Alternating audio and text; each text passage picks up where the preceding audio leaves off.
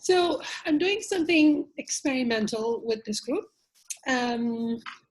I have a lot of trouble with book two and keep going back to reading book one or book three, or book one or book three, and I keep skipping book two.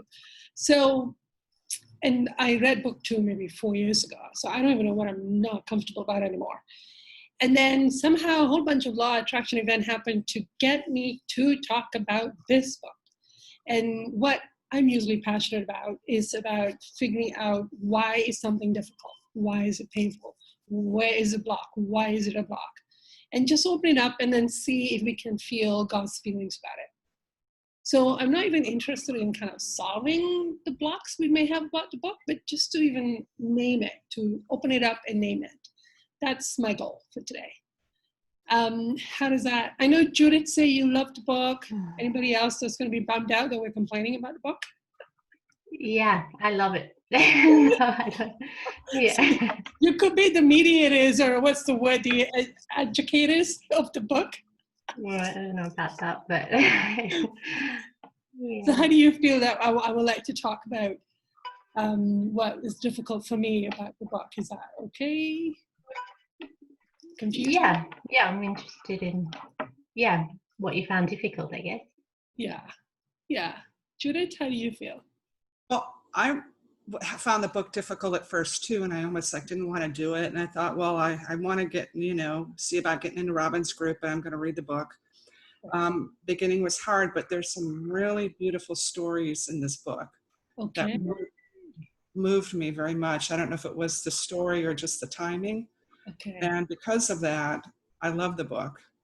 And I'm reading it back over again, starting with the first 3 chapters, and it's making more sense to me. The Through the Mist book seems to be making more sense to me now too. I started reading that again. So I just feel like it's renewed some faith.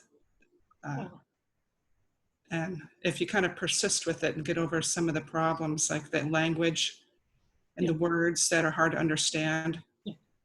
So what I did was just ask myself, why was I so resistant to learning something when as a child we didn't know how to read, we didn't know words, so we would look the words up. So I made a point to just be slow, and if I didn't know a word, to look it up, and that was valuable. Okay. So one person decided to look up the words. Somebody like me, I would just skip over. I would just go, I think it means about this, but I'm just going to keep going. So, yeah, because I found that, some of the words actually meant the opposite of what I actually thought they meant. Oh, that's a good one. There are really good descriptions of what the story is. It's like a word that we don't use anymore, but it's a really good description of what the story is trying to say, or the... Okay. Yeah. Okay. All right. Okay. So in this book, should I go ahead with some of my top issues with why I feel bad? What is it about the character of the book that kind of really gets to me? Do you want me to start with that? And then we can go around, see if that resonates. Selena, how do you feel about that? Is that good? Yeah, sure. Yeah. So I find that even though I like reading about what Afrar is learning, I'm not open to Afrar himself. I don't feel open to him. I don't feel friendly with him. When I was watching Mary's mediumship of Afrar, I felt like he feels distant. Now, as we start to prepare for the book, I can kind of feel him a little bit. And then I'll just say, thank you, sir. I appreciate the information, and you can go now. So I have this kind of coldness and distance about Afrar himself. So when Mary and Jesus discusses him and his nature and his passion, I'm going, what are they talking about? So I got really curious with why I'm so not open to him. And then the other thing I've a lot of points that I made.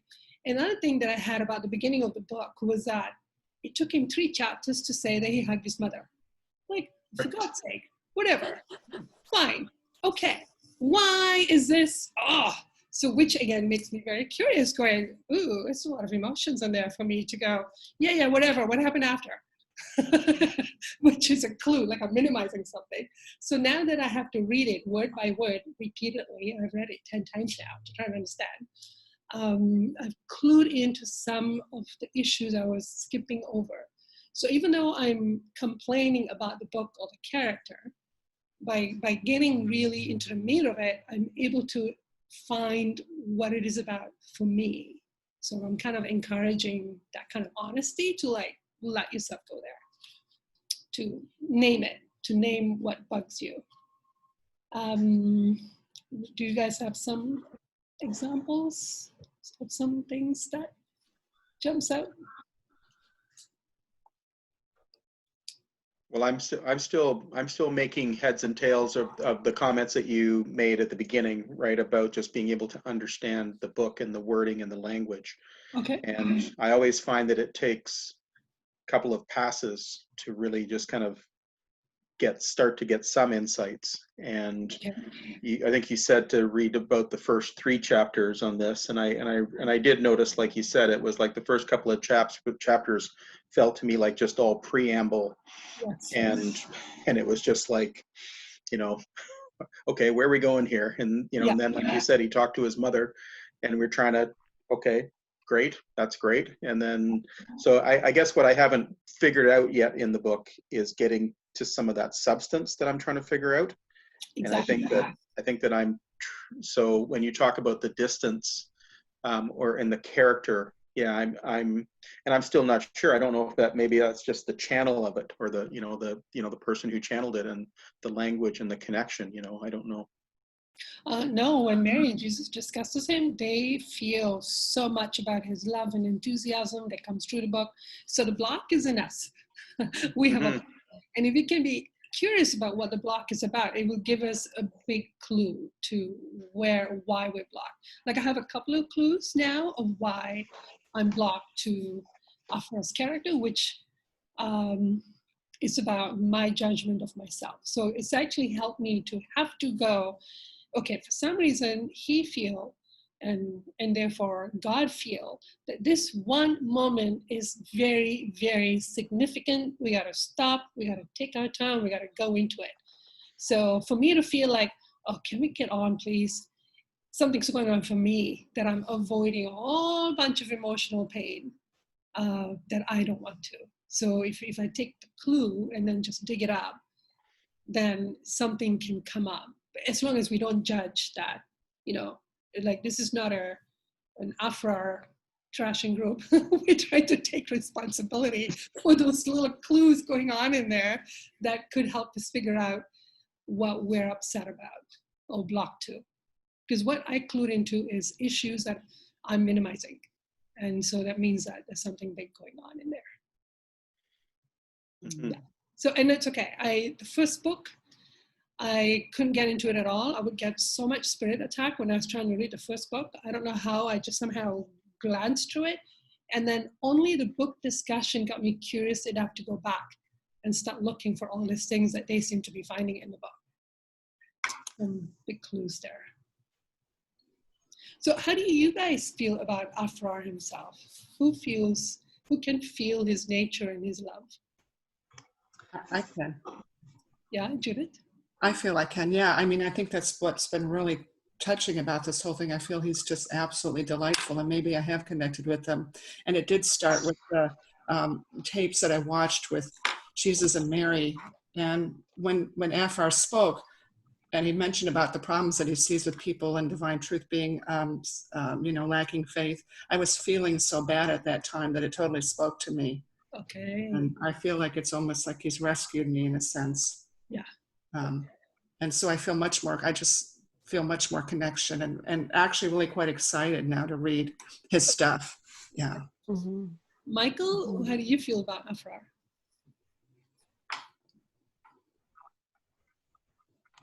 I place him, I like him. He likes language and he has such depth, and I feel much less of myself in relation to him. I see, well, that's a person with great depth, and something that I'm invited to approach or get started towards, and I just feel my lack. Yeah. Okay, I'd like to speak to that too. Yeah. Jill?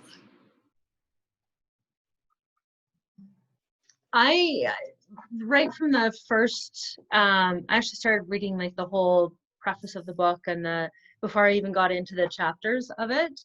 And I actually haven't seen the channeling yet, which I've made note to go see the channeling of it, of Epher, but I don't know, I just, once I get past like maybe one or two sentences, it like immerses me and I get images of what he's talking about, and I can feel the curiosity, and I can feel the resistance, and I can feel the love that is coming through the pages. I'm so it's it's like so almost like a I don't know if it's like a warm blanket or talking to a friend or something, and the language, and I think that's why after a couple sentences I just it's like the language kind of the language barrier just kind of disappears. Okay. And it's like the images of what he's saying and the feeling of what he's saying kind of comes through more than the barrier of the language, which really resonates with me. And the whole, the whole story of meeting is, and why sort of the introduction of why he didn't say it in the first 1.5 chapters or whatever it was, and of meeting his mother, I can really resonate with that. So and in a way it helps with how I hope to meet my children one day. So, and have that, so that section of it really resonated with me. Okay. And then his love of God, it's like, how do I get here? How do I get there? How do I, and all that sort of, those questions kind of come up for me. Okay. Yeah. Karen. I just really feel his humility, like it really touches me. I feel he's a really, just a real humility and a love, and I know I just often cry when I'm reading it, and he really touches me. So I don't know, I've never really thought of that. How do I feel about him? So I think I need to go and feel about that. How I feel about him as a person. Sounds like it's there. The connection is there. Because I definitely felt that distant, that I feel cold towards him. I feel very firm towards him, which kind of stood out because that's not how I feel about my guides. There's something going on there for me. So what I connected to some of them is that it's a lot of jealousy. What I have is jealousy, which clues into my judgment about myself, because Jesus said in the book discussion that he died, that he had no addiction or very few addiction, and that when he died, he was at the top of the first sphere, beginning of second sphere.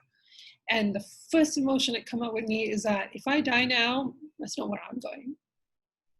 Like, he gets to go straight up to a nice place. So he's describing this beautiful heaven, and isn't God just so generous and this and that. I'm like, well, nice for you, but that's not going to be my experience. So that points out to a lot of judgments about myself, even though if I should end up in hell. I accept it. I accept that I have earned it and it's fair, but I'm very unhappy that he gets to have that experience of the Father and I don't. So that's my first kind of reaction.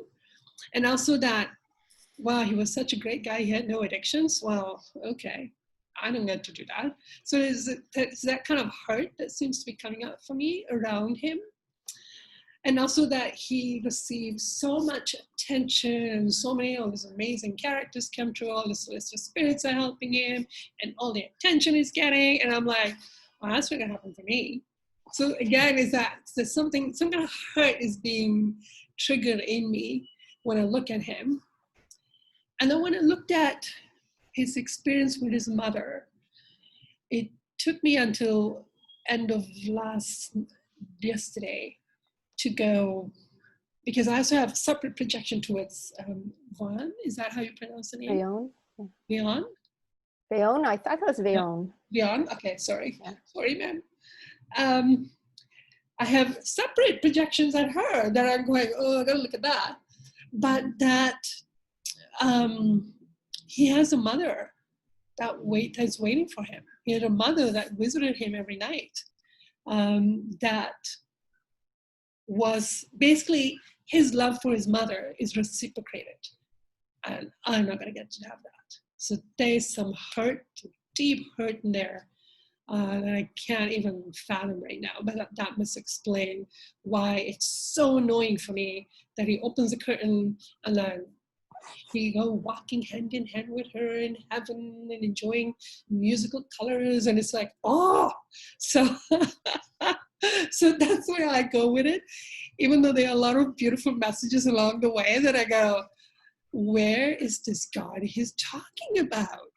So that's where I go with, that's so far my clue. Another clue was how long he goes on about talking about the fallacy of family. And I said, yeah, I already know that. Family is, it's just a myth, don't worry about it. Yeah, I got it. And then I'm thinking, look what I just did. I just minimized it. I just went, yeah, I know about that. I don't need to read about it, which is in itself a clue that I just minimized something. And so that made me realize, well, maybe I'm not connected to my birth family and my sisters, but I still have addictions about it. I still have addictions about the concept of family. And that maybe I don't want to examine it because I have addictions with my children that I don't want to let go. I don't even want to look at it. I don't even want to identify it. And that could be why I'm skipping over that whole chapter. Like I find like that whole thing is just a waste of time. Let's not talk about it. I got it, whatever, fine. Which is again a clue. Yeah. So how does that resonate for you guys? Actually, I think you missed me in the first question. Oh, sorry. No, it's okay. I had my little speech prepared. What I really I connected more so with him this time is his desire to share truth, even though he knows it'll fall on deaf ears likely or be rejected, but it's still worth it to him to try. Yeah. You know, he just wants to so bad, like, oh man, I just got to talk to somebody about this. This is just so amazing and important. And I really connected to their injuries, him and his mother's. You know, and one of the things that the books don't really go into is injury, of course. So the language he would have had to have worked through some injuries. I mean, I really connected to that they have very similar stories of abandonment. Right. Oh, I didn't even think of that. No. Oh, yeah, absolutely. That's so really good even though she, you know, it sounds really nice that she is visiting him at night, he was still abandoned, and his family was awful. I mean, and her daughter, and it says she was taken out of her arms. Yeah. So I'm assuming somebody else looked after her, like she just, a nanny, whatever, like she wasn't allowed to care for her daughter, I'm assuming. Yeah. And so her whole life was, and she was basically sold by her father into marriage and rejected by her mother as a child. So she had no love in her life either. Yeah. So I think what I'm starting to really read between the lines here is that all they're going to have to, they would have had to do some real work. And I think this is what stalls her, but he's able to progress, is the work that they need to do around all those injuries and the pain they have, and her probably desire to die and abandon him as a result of those injuries, and having to feel those injuries, and him having to feel that she did that, and he was left alone and loveless in his life because of her injuries that she, I mean, her life really sucked, you know, it really did. And so I really connected to that this time, their process that they must have had. Well, she didn't. She's only, and just the way she kind of, I thought it was sort of dismissive how she talked about her mother just abandoning her, and her, again, she minimized it. She talks about her life like it was, and yet that what happened to her had a huge impact on what happened for them too, like what happened for his life. And also his sister didn't love him, his dad didn't love him, like nobody loved him, nobody, So he No. had this fantasy of his mother, and maybe it wouldn't have ended up a whole lot different. Maybe he was better off with her in the spirit world, because she really didn't seem to have any courage to stand up for herself or for what she needed or for her children at all. So why would that have changed for him if she had survived, you know? That's anyway. true. That's true. So having all those feelings, because I think the book kind of makes her look like she's just this lovely mom. Yes. But she had her injuries. She died in childbirth. She had her stuff. I mean, and I find it very interesting too that he says in the beginning, and I must say that I did channel him yesterday, so he helped me a bit with this, where he says, through such a school of mourning, the Father saw it was best to bring me. Like, we all know that that's not what happens. No. Like, no. God wasn't trying to build character in him by giving him this sucky life. He was not. God doesn't do that. That's right. So at that point, there was really no recognition of the work that needed to do. Yeah. So of course he progressed. So he obviously did some, and I'm sure had to change, and which is what he told me actually, is that when he was dictating this to Lise, he was actually doing it in the present of where he was at in his progress. Okay, so he was processing. Not where he is now, or even where he was when he was dictating. He was trying to do it even in his emotional progression at the time, because he says some weird stuff that really isn't. I mean, it's definitely a first sphere spirit, but it's definitely not where he was. I don't know where he was when he was dictating to Lise, but he definitely would have not said some of these things at that point. Yeah, those are some of those cool are insights. Those are definitely some of the questions I had about, like, when he says things like, by the way, really good insight about that the mom's injuries end up creating this life for the son that she now needs to repent for. And she'd have to repent, and he'd have to forgive her. Like, he'd have to feel that which he has. I mean, it wasn't just an accident. Nothing's an accident. And I could really see her not wanting to survive. I mean, even when she has a child, she just has loss, just gets, and nobody cares about her. Her husband doesn't care about her. Her dad didn't care about her. Nobody. Her mom abandoned her completely. Maybe because her dad was such a jerk. Who knows? Where's that grief? So, and then, interesting injuries, really deep injuries, bad. It's really deep injury that would take that, as you can see, went on for a couple of generations. And the other comment that I had about reading the chapter is that they both seem to minimize Earth's life. They both seem to have a couple of sentences where they make it sound as if Earth is just this thing you just had to get through, and then life gets better after, and my God, it's so great. And it's like, wait a minute, Earth's life matters. Why are you minimizing it? Like, there were a couple of sentences where I felt that they had this attitude of life has been painful. Yeah, finally our tours are over, And it's like, is that how I'm supposed to feel about my life? I'm trying to make a difference here. That happens a lot in Paget too. A lot. Oh, like when you're finally released from the burden of this life, it'll just be so good for you. And that's really kind of, we're trying to do the opposite, is try to not feel burdened by Earth life so that we can do more good in it, But the emotions I have that I need to open up and explore with, why does it bother me that they minimize Earth life? Like, they're kind of going, oh like when Mom said, well, right after you were born, my troubles were over. And I go, are you kidding me? You left the kid behind.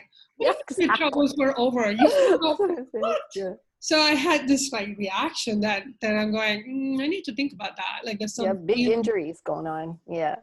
For me too, because I'm reacting to her statements. At this point, I'm just trying to go, take it personally. It's probably about me. Feel it about me first, and then go, oh, is it something about book? There's something there that they need to,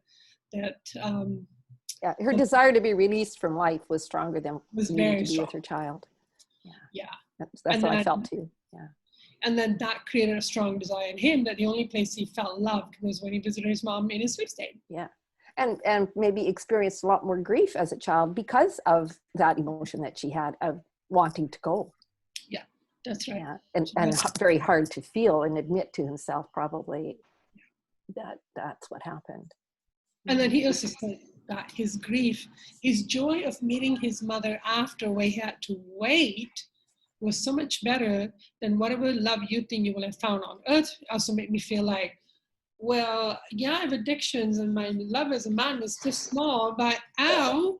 So this feeling of like, you're not getting any real love out there from your parents out there. It gets better over here. So yeah, the kind of like that. If you think the love you got from your mother as a child on earth was good, wow, you should feel this. You should be jealous. This was really good. Like, this doesn't even compare to that, you know. And, yeah, I kind of got that feeling too. Yeah, that's interesting. A lot of injuries through the whole thing. But then, why are we upset about it? That's the piece I want. Oh, I'm not upset about it. I feel that was really good for me. I'm upset. Actually, what I really loved, like you talked about the it's just yesterday I was saying to Sai, you know, I when I see my kids, I just feel like my love is changing for them, and it's kind of weird, you know. It feels funny because it's not this needy, clingy thing anymore as much, and I think like it doesn't feel like love almost. It doesn't, because I'm so much more interested in their soul and their progression and all those things, and it feels weird to let go of that natural human love. That's what it feels like I'm doing, and I can't seem to stop it. Yeah. Like it's like but it's weird. It feels kind of, it's almost like I'm now not being a good mother in a sense. Yeah. Mm-hmm. Sort of, and yet I'm happy with it. Like I'm happier with not having that feeling, and yet I'm clinging to it a little bit. Well, so when he talks about the family thing, that really helped me. I said, oh yeah, exactly. It's just more than even that you don't have family relationships. It's that, you know, it's that you can have that experience in earth life too, where it's not that human connection that we have. Like the spiritual connection, which is what he says, is just so much better and so much more important. Well, so there's this sentence at page 25, the middle of the paragraph. In this existence, God is the universal Father, and all nations of men are equally sons and daughters. So the whole family of earth and heaven are one. In comparison with this fatherhood, no other parental claim can stand. So I'm going, okay, if I'm to accept that God is the real parent, that fatherhood belongs, it's almost like him saying, parenthood belongs to God. That's the real parent. It should be given, the authority should be given to the right parent. And I'm thinking, okay, what will it be like if Earth accepted this? If people on Earth accepted that God is a real authority, is a real parent, what would it feel like for me? And that's what I started to write down. Well, then I will feel unimportant, unneeded, insignificant, because, oh, well, God is your real parent. I don't even know, why am I doing this? Which then helped me expose my addictions to be a parent.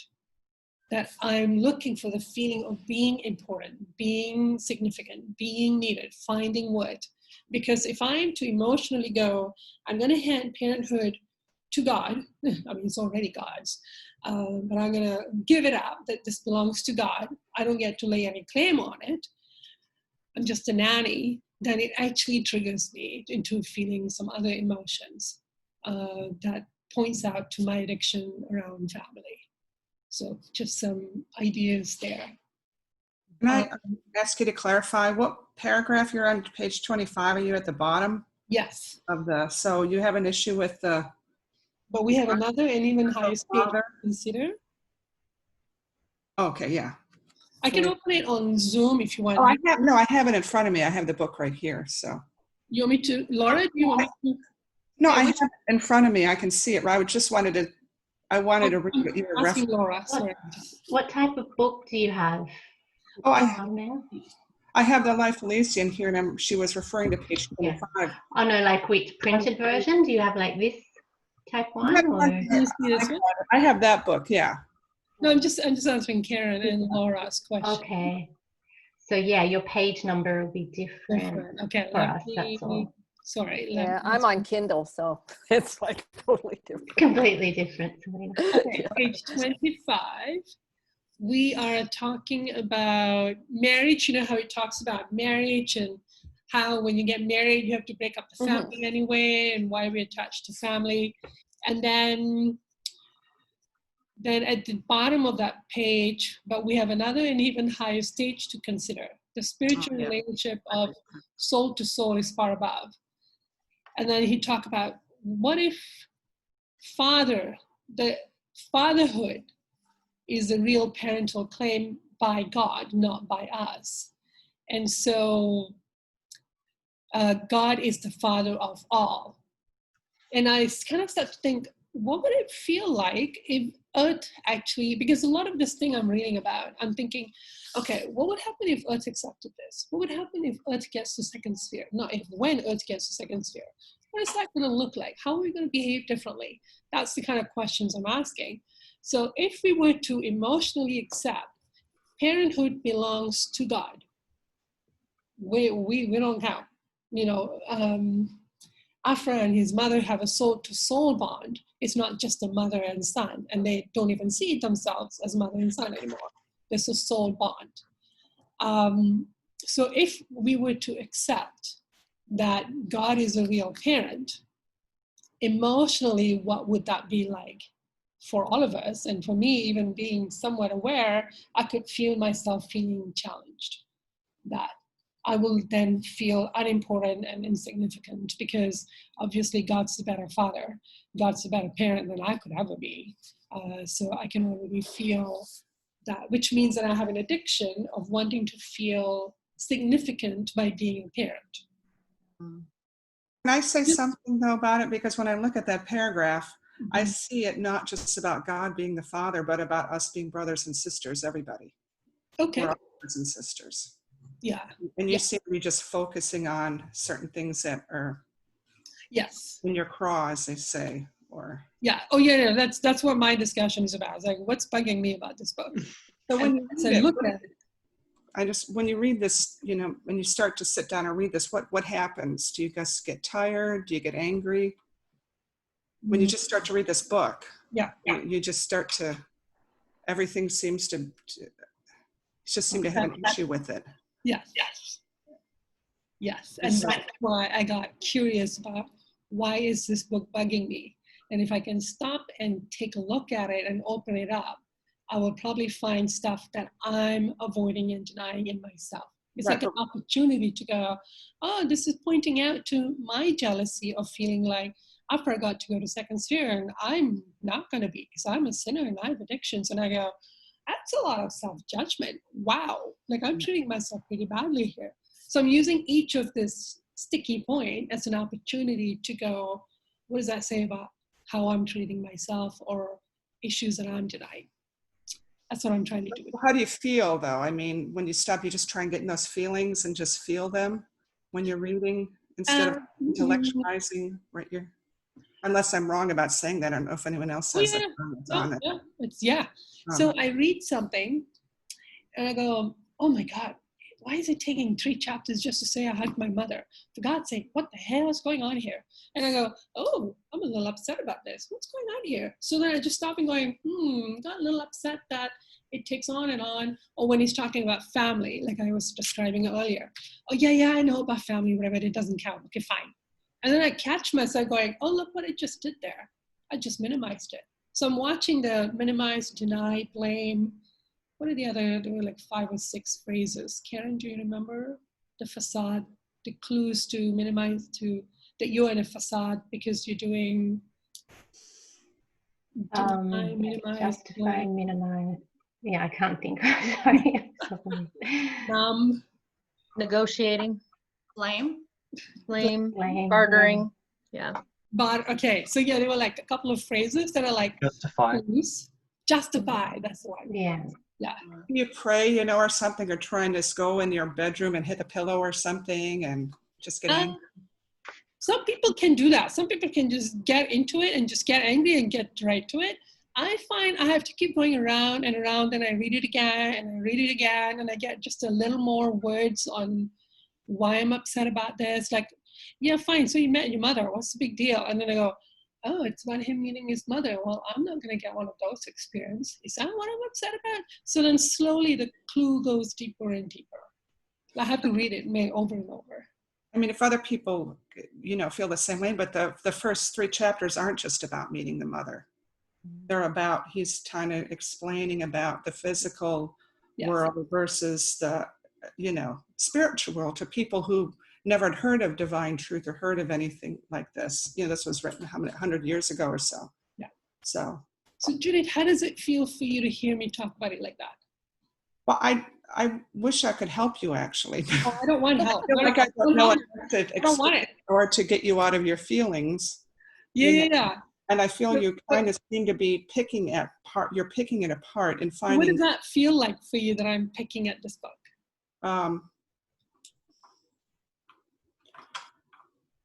Well, I'm not taking it personally, I guess. I'm just. You look upset.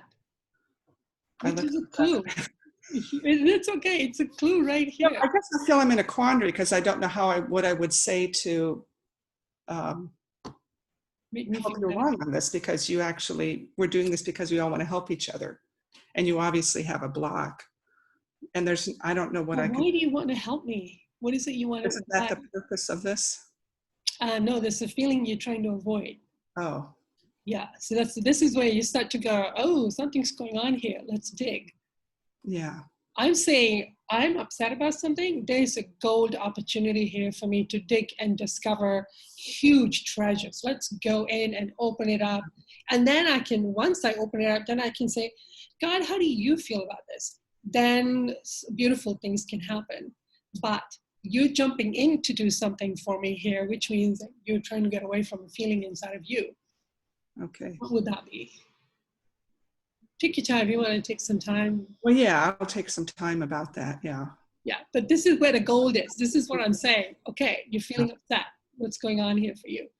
And that. Well, I guess I feel I have a completely different perspective on the book, and it's like, why do we have to agree on it? Maybe that's it. Why do I feel that when I have to be on the same page, or I have to convince you of something? But you heard that I don't like something that you love so much. Yeah.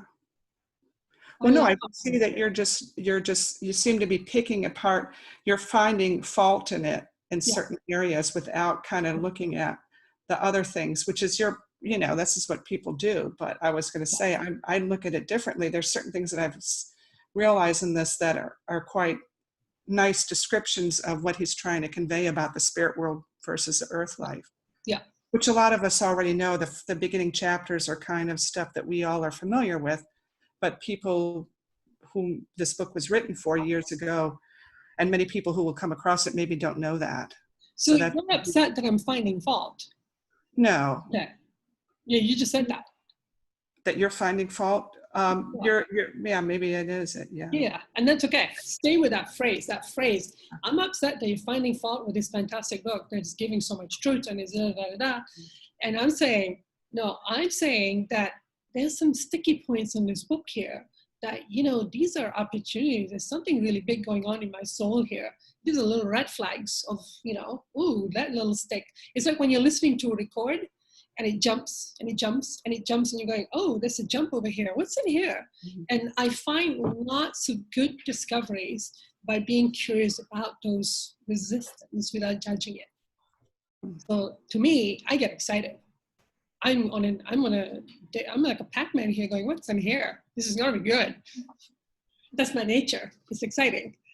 And knowing that I'm taking ownership, that whatever's going on, it's about me, not about the book. First, I'm gonna say, this is probably about me. And once I sort it out, then I can say, oh, but I feel like the book is missing something. But first I'm gonna say it's about me. Because I don't want to miss the opportunity to discover all this. I don't know. I have all these feelings that he get to meet his mother, and I'll never have that. Like, there's a whole lot of grief in there I can go into, and hopefully avoid a whole bunch of law attraction events to trigger it. But for you, the phrase was, you're picking on this thing. Why are you picking at it? So you go into that phrase and what that means for you personally, Judith. Mm-hmm. Which has nothing to do with this conversation. Yeah. But yeah, basically what my passion is to discover what is difficult. And sorry, I'm going to turn off all these sounds. and turn it into an opportunity to discover something that we're denying about ourselves. That is a specific goal, because the book material, I don't have enough love or truth in me to be able to understand the book material. I don't, at this point, I don't have it. But I'm curious that if I can investigate the sticky points, some good stuff can start coming through. And then by the time Mary and Jesus do a book discussion about it, I'll be able to love it as everybody else seems to be loving it. I'm missing out here. Everybody loves this book. What am I missing? That's what I'm trying to do. So, Dharm, can I ask a question here?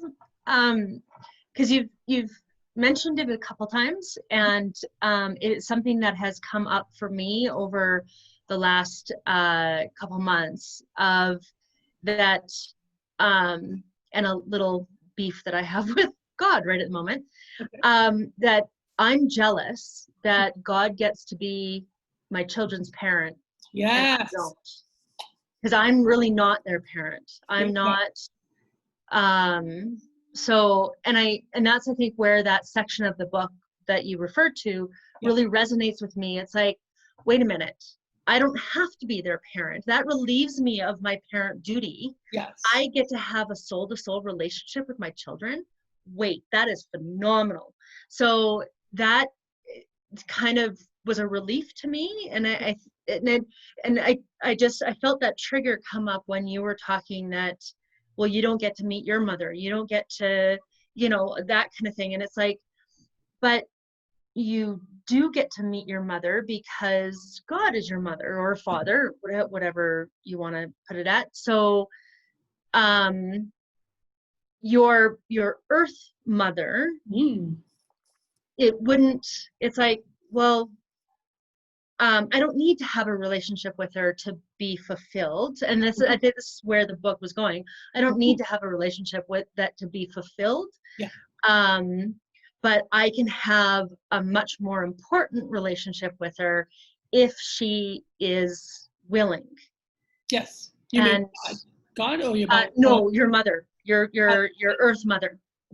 So, and your earth mother, maybe at this stage is not in that state that she can have a relationship with you, or you want to have a relationship with her. That's your choice. Yeah. Right. So, and that just kind of triggered for me that, the stuff that I had been sort of working on in the background, that came up, and I know you mentioned it a couple times, as far as that jealousy that comes up. That, I mean, if you think about it, what if somebody came to you and said, Mila, you're not the mother of your children, God is. How would that make you feel? I feel hurt. I feel dismissed. See, the thing is about being sensitive. You start to go, okay, if I have this hurt of, well, this guy got a mom that wanted him, and I don't get to have that. If I have that hurt, am I going to open up to God as my mother in that one section? Yeah. Right. I'm going to have to release that hurt first. And then, because God is already absolutely loving me as the mom that can just, oh, you're so cute. But I'm not receiving it. Because I have this grief I'm going to have to empty out first. So by being sensitive to these tiny points, then I can go, oh, I felt hurt about that. That's why I'm backing away from this beautiful emotional experience they must be having. I have no clue what that must be like. That's a huge clue to some blocks I could become more sensitive to. And also on that point, just to add to that, there's obviously belief there that God is not your mother in that instance, not your true mother. No, God is not my mother. Ooh, what? That sentence stood out to me. For some reason, I intellectually feel it, but I emotionally don't yet feel it. Yeah, because when you had that experience with your mother, that's who your mother was to you. And I can relate to that in a lot of ways because I've had a pretty terrible time with my mother, and still am. So yeah, when you were talking about the mother in this book, my reference to that, or the thing that made my heart sing, was my grandmother. She was like more of a mother to me than my mother was, and she passed when I was about 10. And so she's that person, the same as Afra, as the person that keeps coming to visit. And yeah, that still blows me away. It still brings tears to my eyes because she's my reference for what that was like. For what a mother feels like. Well, the other insensitivity I have is that he talks a lot about what it was like for him to grow up without a mother and what that pain was like. The agony was always there. You're reaching for a hand that isn't there. You're reaching for a sound you can't hear. And I felt like, yeah, okay. What I'm thinking is, well, you got a lot of pain out while you were alive and therefore didn't engage addiction. That was good for you. And then I'm thinking, but I don't know what that feels like. I'm insensitive whenever he talks about missing his mother. I have this wall comes up in me again, which is again a clue of going, oh, I don't care. I'm sorry you missed your mom. Must be tough. And I'm like, what is it like for you? Like, who's talking here? You're like, look at your relation with your mother. And it's like, well, I don't miss her. Ooh. So again, that's a clue. By seeing how I detach from something, it's a clue that I'm not sensitive. I don't want to feel what he's referring to. I don't want to feel that pain. So and it was like his, I remember hearing in the channeling as well, because it wasn't just about his mother wasn't there. He actually copped a lot of projection and abuse from his family for being the one that killed her.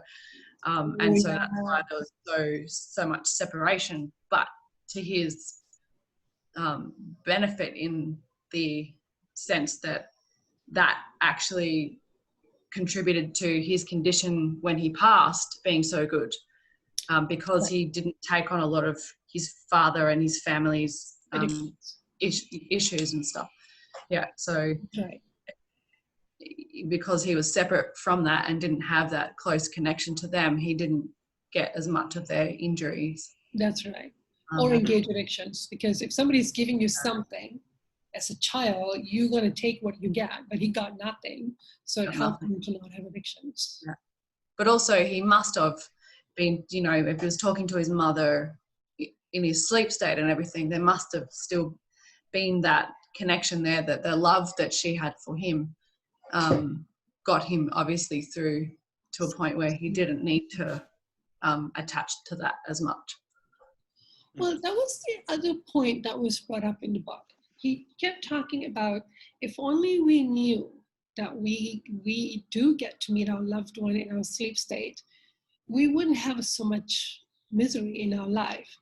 Yeah. So that kind of brought up a sticky point for me as well, going, okay, so yes, last night I went into a bit of a trauma experience. I started to freak out, and I'm so used to experiencing and processing fear.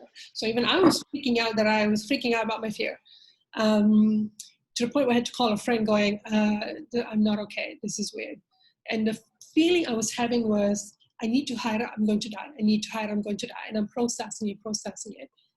And then at some point I received some information through channeling. I lied down on the floor, felt him into my body. And I remembered that I remember before, but I felt again that I had to secretly miscarry when I was 13. Because basically I was praying that the child would die. Basically, you know, emotionally I aborted her. I wanted her to die because I was fearful of my own life, what would happen to me. And so I started to go, okay, what if, this book is giving me hope, what if I did visit my child while she was growing up in my sleep state? Because one of my grief is that I didn't get to raise her. I didn't get to raise 2 children who died. Wow. And where is that grief? I haven't cried about that. But that maybe if I did get to visit them in a sleep state, that would feel very healing for me. But then is that going to take away the grief I need to process? Or is he saying you are holding on to false belief and therefore you're prolonging your suffering over something that isn't real? How do you feel about that? That's one of the most confusing things I feel about divine truth right now. It's like, are you feeling grief because it's a false belief and you shouldn't be feeling it? Or, Right. you know, do you just go Yeah. with and just feel it? Because I feel like I beat myself up all the time, and then that's like, I get absolutely nowhere. And then you get spirit influence too in that situation. Yeah, I think that's, It's like, exactly. well, why am I beating myself up for something that's completely false? You know, even if we're crying because of an addiction, it's still an emotion, hey, isn't it? You still Like have that we to, have to sort of feel through. you still have to. Because we, you know, we might have a tantrum and then have a cry that we're not getting our addiction at, and then, you know, we might get to the next level where you start to then go into the depression of, I do have to give this up. And then you go into the despair and the fear. Yeah. But the beating yourself up thing, that's an addiction. I know that one pretty well too. And that's, I think, what this whole year's been about for me, is learning how to love myself enough to not do that, and to not also let other people do that. And yeah, it's pretty massive. Yeah. But it does feel good to actually want to do that for yourself, to want to love yourself enough to not beat yourself up. Right. Yeah. Not focus on one tiny little thing by beating yourself up over it, and then somebody missed a huge big picture of the true error. You know. Kevin, do you have a comment? Yeah, I was gonna add to this conversation, and you know, and today I've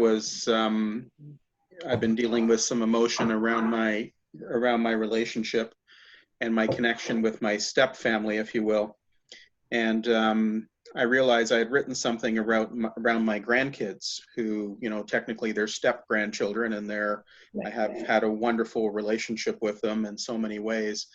And that relationship right now is going through just a lot of turmoil, where there's been just a lot of rejection and pushback. So I've been separated from those relationships. So when we talk about relationships being about bloodlines, and, you know, that's the thing that people just kind of basically attach to. Today I was just, you know, and again, I have no clue, because I'm relatively new to talking to a lot of you that are into the divine truth stuff, but I really felt that I just was letting go of some, you know, or I'm still in the middle of it. I feel that I'm letting go of some really deep grief around this feeling of that I have these beautiful children in my life who I love so dearly. And, you know, but there's this, whatever this is, there's things in the way where I just feel that there's been such a deep rejection of something, and the fact that I'm not part of that bloodline. So their justification for rejecting you is that, well, you're not my biological dad and dad, so I don't have to have a relation with you anymore. Yeah, and I've been really grieving around having children of my own and not having children of my own in my life, where that has been a real grief piece, right? And saying that, you know, there was one, and I haven't probably looked at this, but there was one relationship that I had many years ago where the person I was with did get pregnant, and I was devastated, but she chose to abort the baby. And I always remember just kind of going through that, and, you know, feeling a lot of grief at the time. And I think that, you know, maybe there's a piece to that that's a part to it. And so you do have a child growing up in the spirit world. Yeah. So how old would your child be now? it would have been 95. So the child would be 25.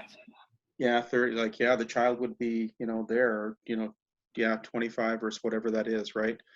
Well, and so there's that. And so there's just one other thing I want to add to this, because there's a really interesting piece that when I read this, you know, when I read through the chapter, he talked about some of his earlier roots. Robert James Lee, I guess, talked about some of his earlier roots doing channeling and things and mediumship in Birmingham, in England. And that's where my family is originally from.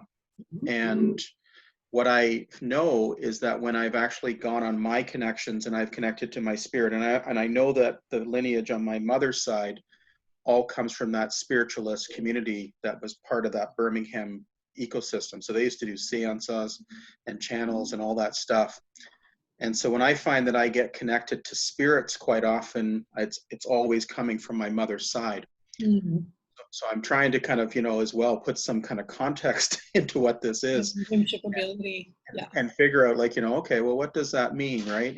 And well, I'm so just to summarize what you're saying here, is that people have justified rejecting you just because you're not blood.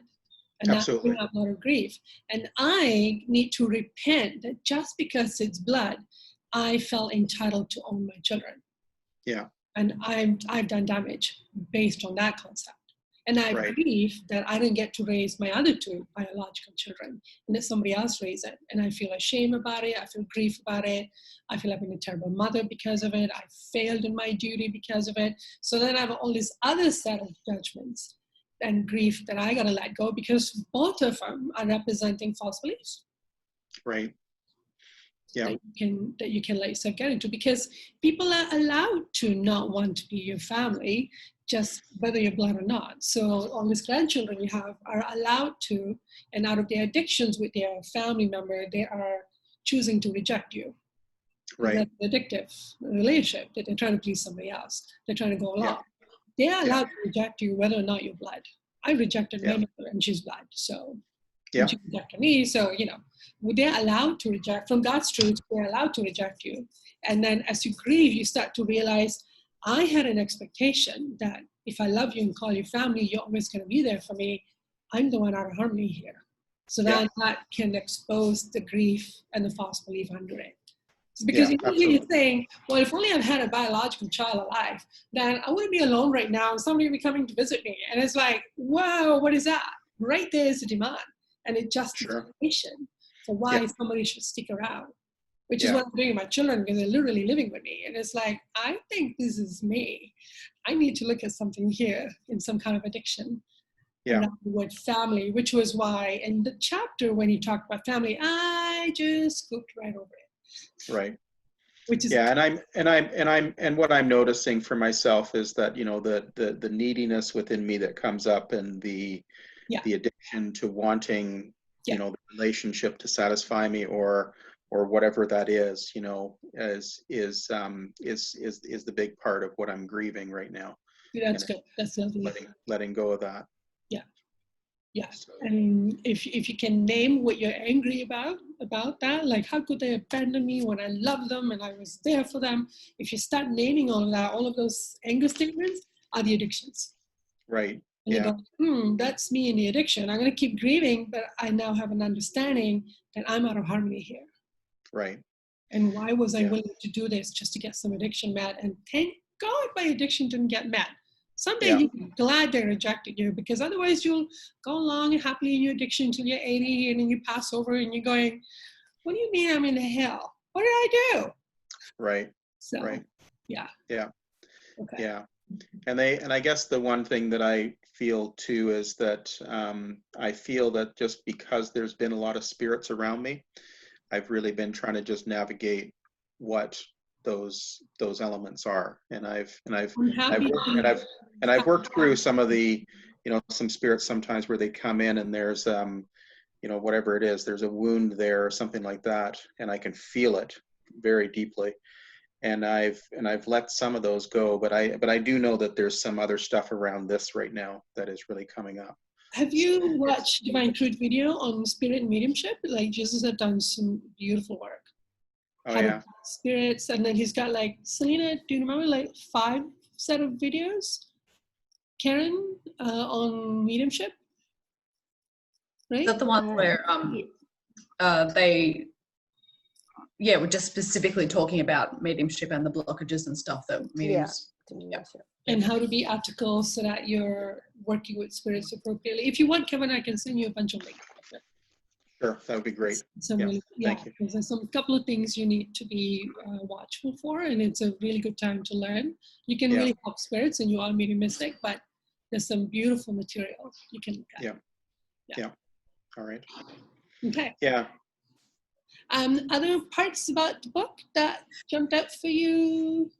Yeah, I've got one actually, and it sort of shows throughout the whole lot, and it's sort of his his reference to the Bible, or I guess correcting truths to or mistruths that are in the Bible, because that's obviously when he was on earth, this is what you get told happens, and then he's like, well, actually that's not what happened. I have a lot of emotions about Bible and religion and stuff, because I grew up in a Catholic church, like in my primary school, and I've just got this massive about religion, so it's quite hard for me to even talk about God and stuff, because I feel like I'm what do you feel? It depends who I'm talking about it with, but I still feel a bit kind of uneasy talking about God as if I'm going to be viewed as a religious person, because I think I have a lot of judgment actually and cynicism about religion, because it doesn't feel true. So and I've obviously been quite damaged in certain ways that I've learned how to do life, as in beating myself up, possibly one of them, but they kind of drill fear into you, and the fear of God. And I get a little bit roused up inside about that. I've got a bit of anger to deal with about that, because I feel like it's really hindered my my relationship with God as well a little bit. All of that, the false beliefs they kind of instill in you. I tend to skip over all Bible references. Just skip over all of them. Like, I don't know what they are, and I don't want to even investigate. It's fine. I like all the other messages in there. But because for me, I'm a colonized person. And I have emotions of colonization or racism that I need to work through. And for me, Bible is white people is colonizers. Yeah. The whole thing of, this is not a Christian thing, right? So I, you know what? You made some really good points. I'm skipping over a whole bunch of emotions right there, because I'm going, Bible stuff, I don't need to look at that. Again, I'm angry at that too, at the colonization, because and how the religion itself has weaseled its way historically through and into kingdoms and manipulated so much, and I'm angry about that. I was skipping over it. You hadn't pointed it out. I was totally happily going, I don't have to look at the Christian stuff. It's not Christianity, don't worry about it. But again, I am skipping over that, my fear of, this is all Christian stuff. This is all I do not, and I keep apologizing even talking about this book, because I'm going, look, I'm not talking about this book. I have no business talking about the material. I'm just talking about the sticky points. It's like I'm actually asking permission. Am I even allowed to discuss this book? Because this is Christian. This is Christianity stuff. A Christian's going to get mad at me. Well, white people get mad at me. Who do you think you are talking about this book? These are the emotions I've had for the past 5 days. So this is why I'm very carefully saying, I'm just talking about stuff that I have issues with, so I can own my stuff about it. I'm not claiming to have any claim about the book because of the Christian. My real issue with religion is not actually the issue with the book at all. I think he, in a way, alludes to a lot of the references in the Christian. I mean, even in the first page, he touches on people's view of Jesus, and then what does he say? He says to suggest that this is not so is also to suggest that he's unsafe to follow beyond the limitations of the letter, and since he never wrote a word, we cannot be certain as to what he said. Therefore, Christ for us does not exist. And I kind of go, bang on. I don't know what he means. Do you know what that means? Jesus didn't write anything. Say again? Sorry. I was just saying, Jesus didn't write. You go. Okay. I didn't understand what that first paragraph even meant. Can someone help me to understand what that meant? What's he saying? So it just, for me, it's in the first paragraph. And it says, he never wrote a word. So it's just like saying Jesus actually didn't write anything in the Bible. And so how can we take that as word for what, for anything to do with what did it say? Sort of thing? Karen, anybody want to? I love it. Selena? Yeah, well, if there's one thing that does bother me about the books is I feel that often when they do talk about Jesus, they tend to talk about him in a more religious context, like deifying him to some degree. And I go like, I'm not going to do that when I'm there. No, I don't think I can do that. Okay. And yet they tend to often deify him, I feel, in the way the Bible, or the way Christians do, the way religious people do. And he's my brother, and I'm just so enamored with what he did and how he managed to do what he did. I still don't really understand it, but I don't deify him. I couldn't praise him, and they talk about that, praising him. I wouldn't praise him any more than I would anybody else. It's like, wow, that was fabulous, but they just seem to set him apart. Yes. The rest of us, and that bugs me. Like Afra does that. Like he's like somebody's more special than us. Jesus did that to Afra too, though, in his love for Afra and for the content in the books. He was almost putting him on a pedestal, and he was talking to the mediumship. Said, "Are you kidding me? You're Jesus. Why are you doing that?" It's like a mutual love. So Selena is saying the way Jesus is described made me go, whoa. And Laura is saying, well, every time I think of God, oh my God, please don't call me religious. Don't call me religious. I can't even talk about God because that means I'm religious and I have all these perspectives about it. Okay.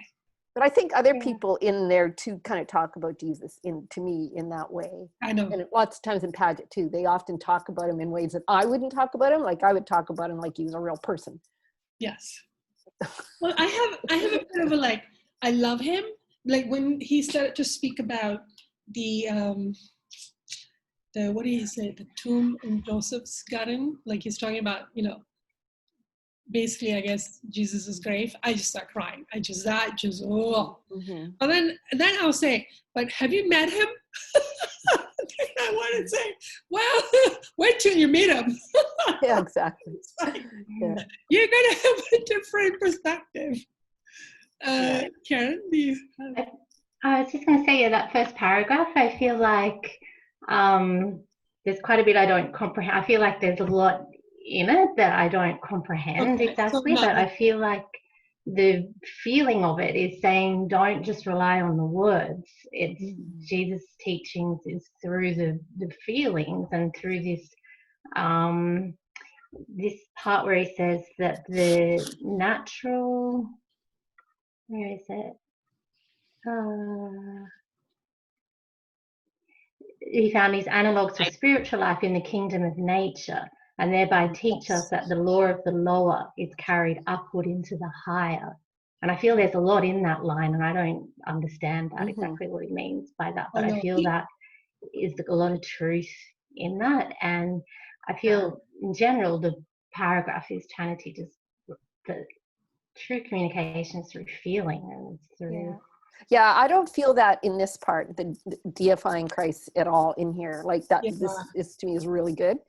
Yeah. And I just love that line, the eloquent silences of Christ. Like that's just a beautiful way of putting it. Yeah. Like I'm going to say this thing, mic drop, and you're going to just feel it for a minute. But also, when he says the laws of the lower is carried upward into the higher, do you think he was referring to talking about the physical world and then to the spirit world? As in, you kind of just, you come from one to the other and it doesn't stop. I know he kind of alludes to that a little bit later. Oh, maybe it means, it says in the kingdom of nature, and thereby teaches that the law of the lower is that by observing nature, you can find out a lot about God. That's how I learn a see lot it. about God and how.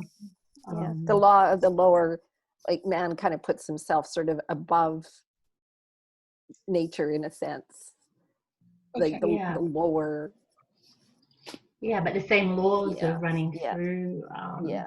Yes. It's like double negative, negatives, and you're going, wait, sorry, who's not to whom? So too many negatives in the sentences that I just lost there. And another one is he keep referring of how Jesus have ended our concept of death. that there is no death as Jesus has showed it. It keeps referring to that concept again and again. If only you understood what that really meant, your life would be blown away. And I'm like, what are you, there's something he's referring to that I'm not getting. Yeah. Jesus has spoken about that. I mean, the reason why he, I want to say rehabilitated, resurrected. What part of his desire for doing that was to show them that people don't die, and then they've turned it. Yeah, they've turned it into this whole thing and made him into God, because nobody else has done that. And so there's this whole misconception about Jesus now as a result of this one thing that they missed. And all he was doing was, and he knew before he died, that he didn't die. That's why he wasn't super worried about it or anything. So yeah, I get Afra's passion in wanting to, just like, he so wants to do it. You can feel how passionate he is just to share that one truth, which is pretty cool. I feel it. I feel like I do. Oh, sorry. Go ahead.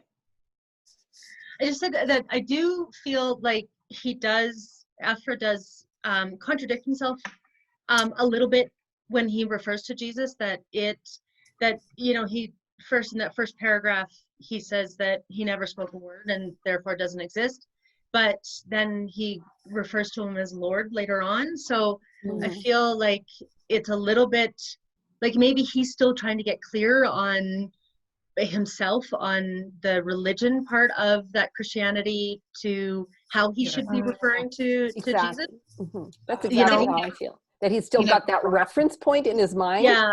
That's how, yeah, like he still thinks that, this is Lord, when Jesus is actually just a person. Like it's like he hasn't made that transition yet.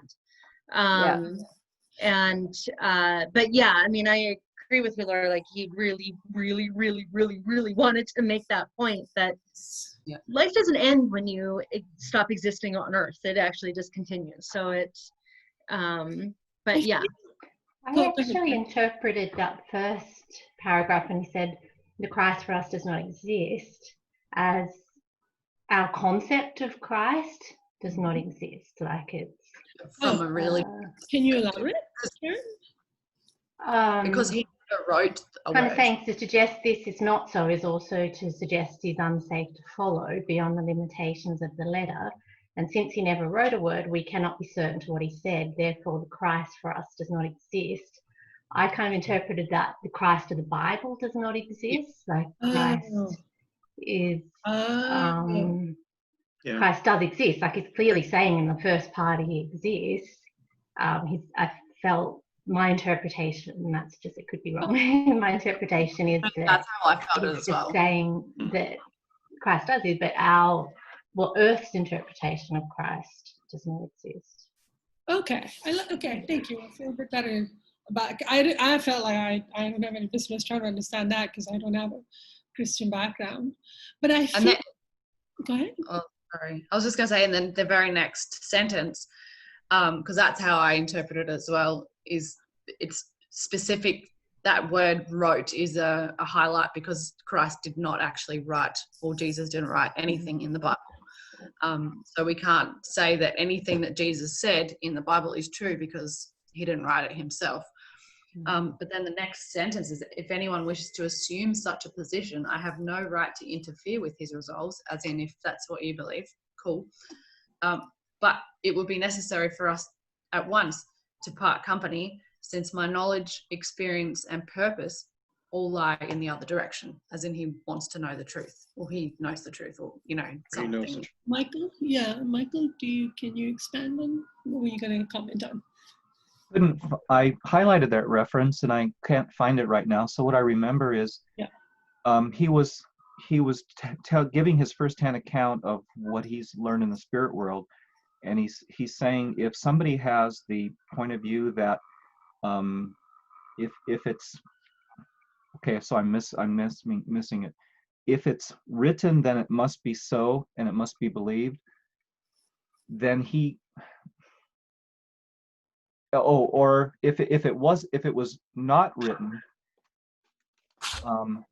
and not recorded, then it can't be believed. And he says, well, if that's, and he's juxtaposing himself against that and saying, well, I know what I know from my own experience, and I want to share that. But if you want to hold on to that point of view, I won't argue it with you. Yeah. But you're going to have trouble following what I've got to say for the rest of the book. Yeah. Got it. Oof. Wow. Okay. That was a good expansion there. Thank you. Okay. Wow. We got, I hope you get the gist of what I'm trying to do here in this discussion book, is to kind of basically help myself to try to understand why some issues are difficult, and therefore take the opportunity to expose issues in myself, kind of using it in that way. That's what I'm trying to do. So do you feel other people have the same issues that you do, and that no, but I feel that you can also have a place to go, oh, I'm allowed to say, yeah, I didn't get that about the book. And you want to reopen it up. So, you may have a little sticky points, and then here in this place, you can kind of go, oh yeah, here's where it's sticky for me. What could be going on for me around this? Because what I want is for us to take it back to ourselves, to go, what's that saying about me? What issue am I denying? That's what I'm hoping to do for the rest of the book. Yeah, I'd probably say that's just different probably from my intention of why I joined. And probably now in hindsight, reading your email, you were clear actually on that, but I just thought it'd be more about discussing the truths of the book and how they apply. But I feel like if your purpose and intention is to just work through the resistance, it's probably different than my intention. Because I won't be able to accept or receive the truth until I work through the resistance. Yeah. Otherwise, I'm kind of forcing myself to accept something that my soul can't receive until the errors are released. Yeah, and you won't be able to discuss I feel like you won't even be able to understand what's being written. Exactly. Well, so I'm not even trying to have a book discussion about the content. I'm knowing at this point I can only talk about why is this book so difficult, get through that, and then I'll be able to receive the book, because I'm not there. I can't. I don't have enough truth in me to actually discuss the content of the book at this point. So I'm just curious. Sorry. Go ahead, Kevin. I'm just curious about of the group here, how many people have found it difficult so far? Like, and I'll put my hand up and say yes. Okay, that's. But there's others who haven't. But there's others who haven't, right? I did at first, and now I'm finding it difficult. Okay. Yeah, I read it quite a few times. It just keeps. But there's still things I don't understand, and I'd like to clarify certain meanings. I'm sorry. There's a paragraph we talked about. Hopefully, something like for Mary or something like we mentioned. And there's some other paragraphs. Sometimes there's some other stuff in the book that I'm confused about. But I don't think have to do with. I mean, it could be resistance, but it's also, I feel it's not described as adequately.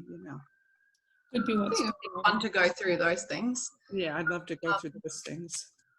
Yeah, like that. I've had a lot of resistance to reading this book, and I still actually haven't finished it. That's how much resistance I have. And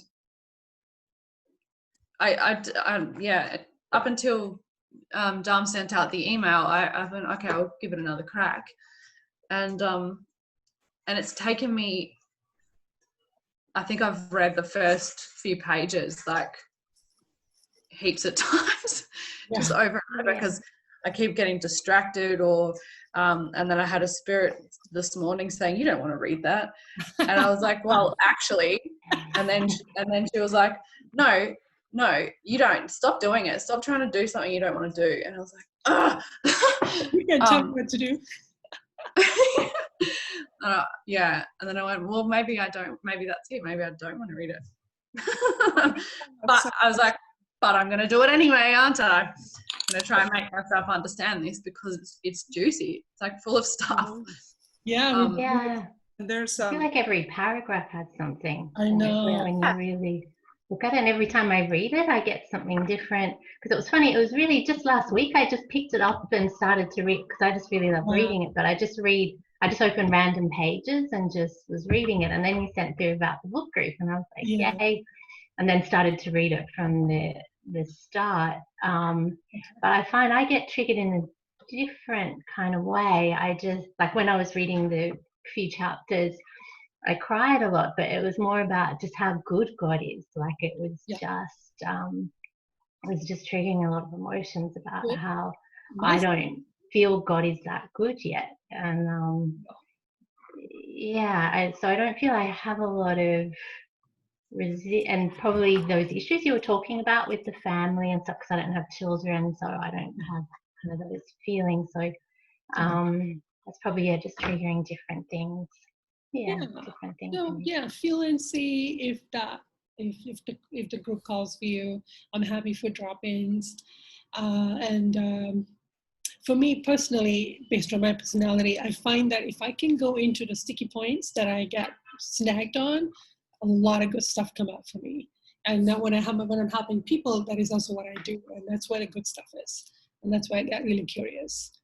And so I'm sharing that passion while giving us permission to go, it's okay to find this book difficult, and we work through it. Or it's okay to actually not like a certain sentence, and that you have permission to go, I don't like that sentence, but I should go along, and everybody else seems to like it, and it's a Christian thing or a Bible thing or a God thing, and you should like it. Then you're missing a whole bunch of things that could help you grow. Yeah, there's a beautiful story in it that really moved me, like I said, but I know that I was happy to get this invite too, because I know I can go back, because I think in the middle of the book I just zoned out and was just like not even reading it. Oh, underline that sentence. I'm like, oh, when did that happen? And just because I was a little confused about who was doing this talking and who wasn't, and I was getting tired, and impatient, and those are clues. But once I got through and reached this part, I thought, oh my God, this book is wonderful. Yeah. And it really opened me up. It's like saying someday people won't have the same emotional reaction to it, but someday I know I'm going to love God absolutely phenomenally. Someday that will happen. In the meantime, there are 100 steps to get there. So it's like someday I'm going to love this book, which is why I'm willing to fight for it. I'm fighting for the book. And also my guides knew I was trying to avoid it and then kick my ass. And so I'm listening. Because I was going to go back to book 1 or book 3. I was told, go back and read those books about second sphere. And I was like, oh yeah, book 1, book 3, completely as if book 2 didn't exist. I was going to avoid it again. And they got me. So I'm basically listening to law of attraction ideas. Oh, sorry, Michael, you were... The way the book has been for me is I've had it a number of years, and the first time I read it, I didn't like it. And the first time I read a story, I go like for the story and the illustrations and the narrative. And then having listened to AJ and talked and stuff, I'm going through and writing down the phrases that he uses that have deeper meaning that I would otherwise or typically miss. So many, like you said, every paragraph has a gem.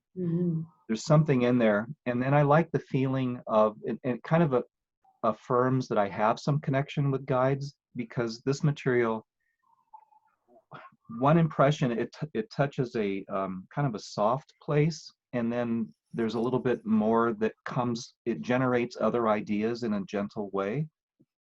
And I like feeling like I'm connected to some greater truth in some way. I also know that these are all his stories, and none of it is personal to me. Well, little of it is personal. And I can't, I try to get things through my head, and it's failed. So I would not have thought of exploring my resistance like you're doing, but I'm reminded that there's a principle that truth exposes darkness, or shine the light of truth in darkness and it'll flee, something. So I'm giving the book the benefit of the doubt to see what I dislike about it, to see what it could tell me about myself. And it's going to make me look for my personal truth, which should be a good experience. Absolutely. Because there's a lot of truth in the book, is very high caliber, high integrity, then anytime you feel a little stuck in it, that is a huge opportunity to expose because of the contrast between where I am and what the book is in terms of truth level. So absolutely. That's my invitation. And I enjoy this kind of stuff. Beginning to appreciate that about my nature. So I have a question. Just about the email that I got from Robin that she forwarded to us about this book. This group isn't going to follow what she's doing, right? She's doing all sorts of fun stuff. No, she's taking it a whole other level. That's fantastic. I love it. I love what she's exploring. But I do not have the understanding to be able to understand the book material. At this point, I can only work through the resistance. So that's why I'm staying on. And it's fun. It's fun. So I'm going, this is about me exploring my personality. I'm beginning to realize I love this stuff. So I'm just going to stay in that piece and explore it, and then add this to Robin's book, Robin's work, and then see what she wants to do with it. Sorry, can I just ask what's Robin's work and what's the deal with all of that? Yeah, I'm just going to stop the recording for now because I think we're done with the discussion of the material until next week. Okay.